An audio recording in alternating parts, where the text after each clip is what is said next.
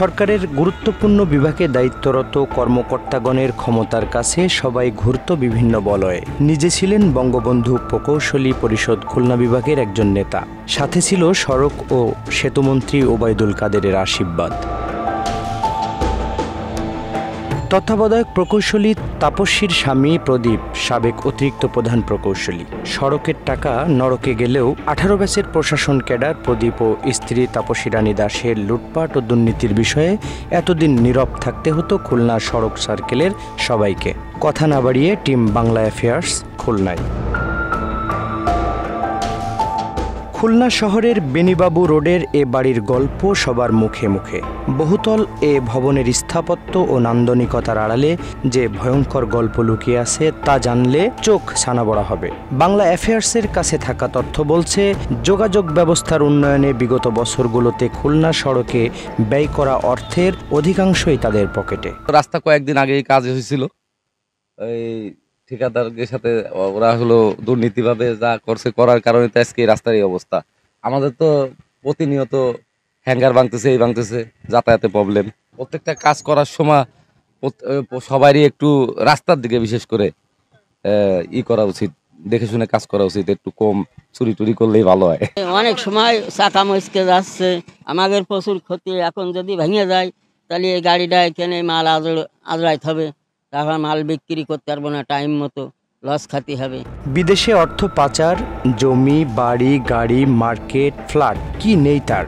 সম্প্রতি দুদকের অভিযোগ সূত্রে পাওয়া তথ্য বলছে, সড়ক বিভাগ খুলনায় 20% কমিশনে চলত তাপসীর বাণিজ্য।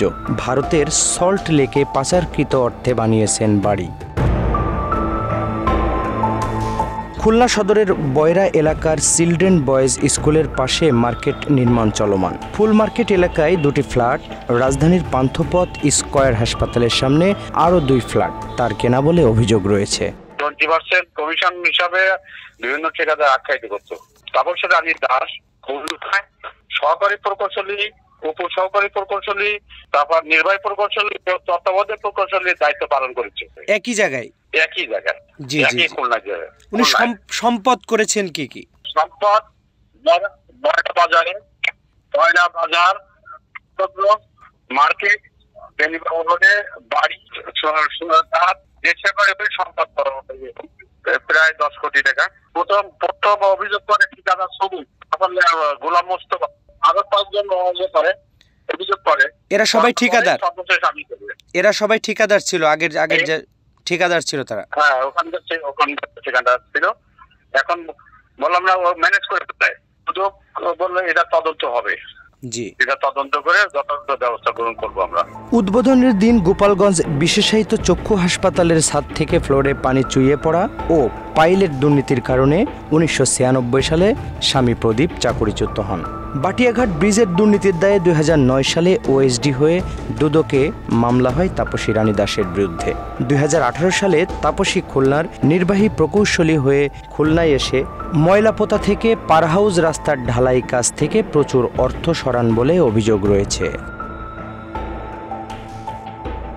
নড়াইল ও গোপালগঞ্জে থাকাকালীন তার নিম্নমানের কাজের ব্যাপক বদনামে গণমাধ্যমে প্রতিবেদন প্রকাশিত হয়। পোস্টিং, ঠিকাদারি বাণিজ্য, এসি ব্যবসা ও পার্টনারশিপ ঠিকাদারিতেও নাম জড়ান এই কর্মকর্তা।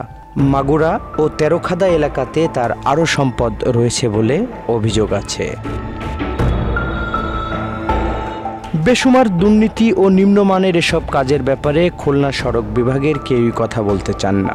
সড়ক ও জনপদের প্রধান প্রকৌশলীর সাথে কথা বলতে চাইলেও ব্যস্ততার অজুহাতে বিষয়টি এড়িয়ে যেতে চাইলেন তিনি। ডেফিনেটলি হচ্ছে ওনার এগেইনস্টে বিভাগীয় মামলা চালু হওয়ার জন্য আমাদের চাকরি বিধানমালায় আছে, এবং সেই অনুযায়ী হচ্ছে স্টেপ নেওয়া হয়। এছাড়াও হচ্ছে যে আপনার যদি দেখা যায় যে এরকম হয় যে তার সংশ্লিষ্টতার কারণে ঠিকাদার কোনো গাফিলতি পাওয়া যাচ্ছে, সেক্ষেত্রে ঠিকাদারকে ডিবার করার একটা ব্যাপার থাকে। বা হচ্ছে দেশের সড়ক নির্মাণ ও সংরক্ষণে ব্যয় পৃথিবীর যে কোনো দেশের তুলনায় অনেক বেশি হলেও সঠিক তদারকি ও জবাবদিহিতার অভাবে তাপসীরা আঙুল ফুলে কলাগাছ হওয়ার মতো সম্পদ গড়েছেন। অন্যদিকে খানাখন্দে ভরা অভিভাবকহীন রাস্তার দোনোদশায় মুখ থুবড়ে পড়েছে যোগাযোগ ব্যবস্থা। সংশ্লিষ্ট কর্তৃপক্ষের সজাগ দৃষ্টিতে সড়কে শৃঙ্খলা ফিরে আসবে এমন প্রত্যাশা সকলের। SMR শহীদকে সাথে নিয়ে আব্দুস সালাম মিতুল, বাংলা অ্যাফেয়ার্স, ঢাকা।